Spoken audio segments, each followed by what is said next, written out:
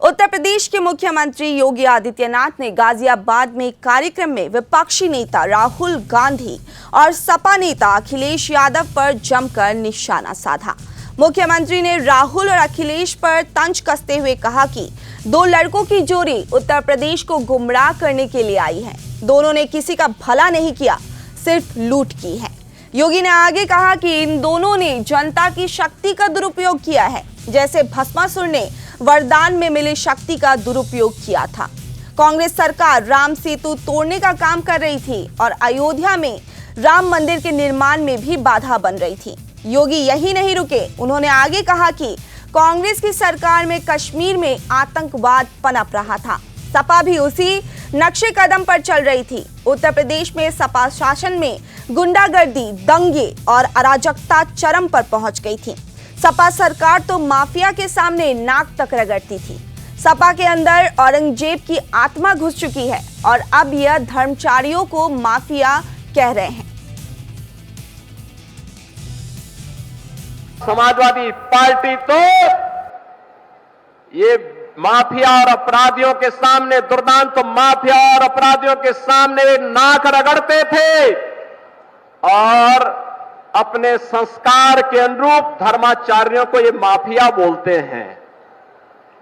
इनकी प्रवृत्ति तो देखो, औरंगजेब की आत्मा सचमुच इनके अंदर घुस चुकी है।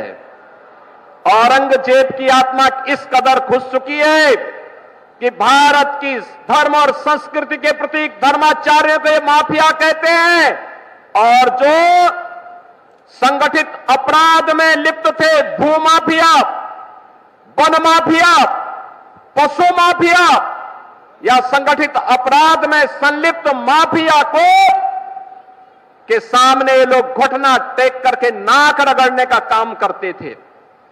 युवाओं का शोषण करते थे, किसानों को आत्महत्या करने के लिए मजबूर करते थे, व्यापारियों को प्लान करने के लिए मजबूर करते थे और इन्हीं के कारण कैराना जैसी घटनाएं घटित हुई।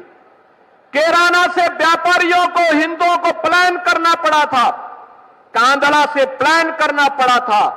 बेटी की सुरक्षा खतरे में पड़ गई थी, लेकिन आज मैं कह सकता हूं कि हमारे उत्तर प्रदेश में, नए भारत के नए उत्तर प्रदेश में आज बेटी भी सुरक्षित है और साथ साथ व्यापारी का भी सम्मान है।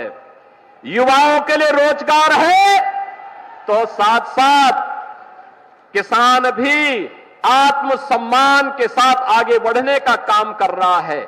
और हमने तो पहले कहा है, अगर किसी ने युवाओं के भविष्य के साथ खिलवाड़ किया तो उसके भविष्य के साथ सरकार भी खिलवाड़ करने का काम करेगी।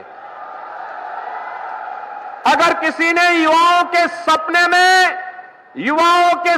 में रोड़ा बनने का काम किया तो उस रोड़े को जबरन हटाने का काम करके, उस बैरियर को जबरन हटाने का काम सरकार करेगी और बैरियर बनने वालों की संपत्ति को जब्त करके गरीबों में बंटवाने का काम भी सरकार करेगी।